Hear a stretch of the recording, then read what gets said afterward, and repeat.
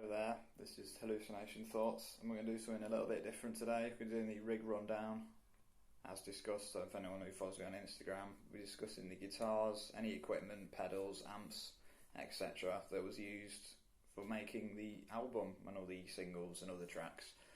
So to start with, we're going to be starting with the main guitar that was used for it, which is this Gibson Baldwin.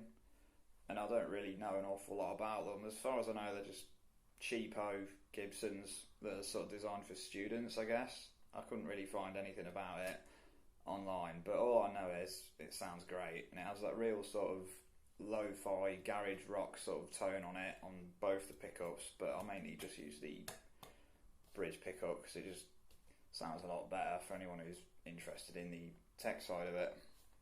I don't really have an awful lot to add apart from the fact that it sounds great and it was an ideal fit for such a lo-fi production. Next up is this 2017 Gresh Streamliner with Bigsby tremolo, and to date my favourite guitar I've ever owned. It plays and sounds really nice. I don't really have anything else to say apart from that, let's be honest. And it only appears on 2 or 3 of these tracks so far, but it will be on many more. But I think the problem is it just sounded too slick for the idea of the album, if that makes any sense. It just sounded a bit too hi-fi and it was a bit too high-end for the production values on it. And I thought I'd rather use something a bit less expensive, if that makes any sense, which is why the Les Pauls use more, but this will be used a lot. I mean, I did a lot of the composition on this. And again, I don't know much about the specs, but all I know is it just sounds amazing, plays really well, and I would recommend anyone have one in their collection. Next up is probably the most unconventional instrument used on the album. It's just a Gear for Music double neck guitar. It's only been on one track and it was only on it for about 30 seconds or so it's not had much use. I remember just using it out of desperation really, because I just thought I wanted this to be used because I thought it's there and I might as well make use of it. But all in all, for what I paid for it, 'cause it was an offer, believe it or not, because it was damaged or something, but I just thought it sounds really good and it plays really nice. All these switches on it work perfectly fine, and it's the only 12-string electric I own, which, believe it or not, is the truth. And again, I don't have a lot to add really. I recommend everyone have a double neck because it's like paying homage to one of the great rock bands ever. I don't need to name them, you know who I'm on about.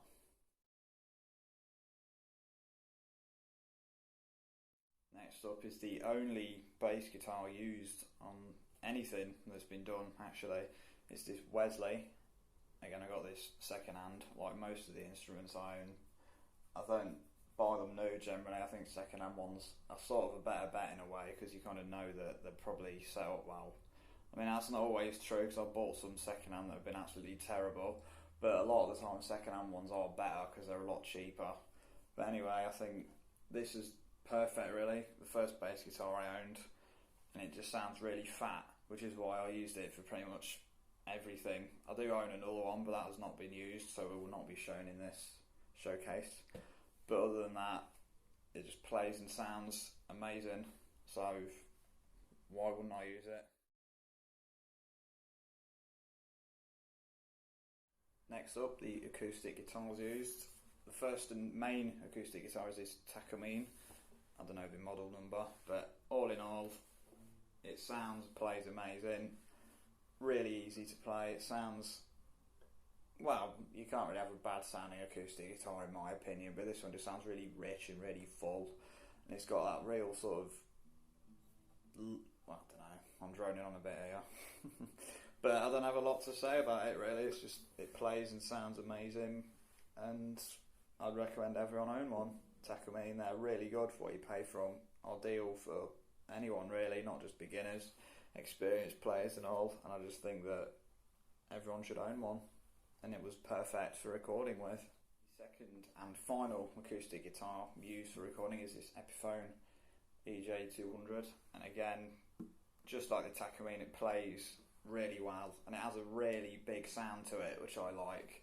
And I think it's only on 1 or 2 tracks, but again, it's just ideal for recording with. It has a real sort of room filling rich sort of sound to it, and it just resonates and plays really well. And I'm kind of sad they don't make them anymore, because I'd definitely own another one if they were still around, but I guess I'm lucky to have one of the later ones produced, because I think they stopped making them a few years ago. But this isn't a history lesson, this is just saying this is what was used, and I would recommend everyone have one for recording or just practice. Now, the only distortion or effect pedal that was used is this Bayringer distortion pedal. Again, really good entry level price range, really, and it sounds really good, and I don't have a lot to add for it, really. It's the only pedal I've ever used on anything. I do have another one, but that was never used, so I won't showcase that one. And I don't have an awful lot to add about it, apart from the fact that it's really good and very affordable, so I'd recommend everyone have one on their pedal board. Believe it or not, the only recording equipment used was this Samsung Go microphone condenser, and for what I paid for it was amazing quality. It's cost about 50 quid, I think, and the recording software used, for anyone interested, was just Audacity. So essentially an entire album was recorded for under 50 quid, which I think is quite a big thing in my opinion, without sounding big-headed.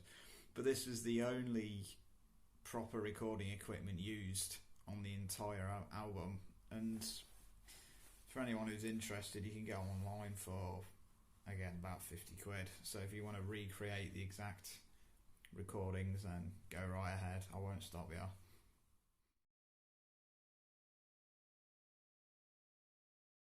Now, this was the amplifier used.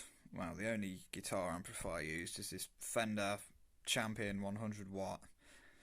And the tone on it has never been changed. So ever since I dialed it in, I've not changed it once.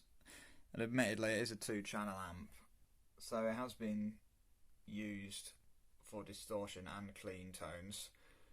And I'd recommend anyone have one, because it is perfect. It only cost about 200 quid. So I think for the price range, it is unbelievably good value. And it was perfect fit for the album. Yeah, the bass amp that was used is this Laney DP100 amp. Again, I used it because it sounds really fat, and I didn't even have to pay for it. It was free. It was just given to me, so I was like, oh, perfect. So, again, that is the tone, if anyone's interested. With the Wesley bass, it is a really good sound. Sounds really fat, so I'd recommend anyone get one of these if you're a bass player.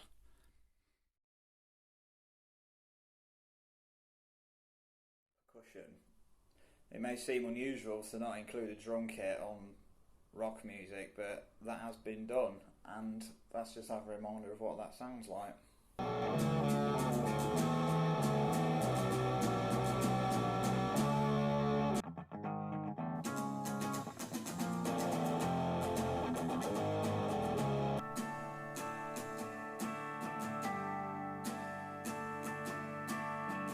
And if you haven't figured it out already, then this was the percussion and drum track. Same Takamine acoustic, but instead of being played normally, it's just literally doing this. Because I mean, yeah, I thought this is great. Has a really unique sound for a rhythm section, and there it is. The secret is revealed on how the drum tracks were recorded.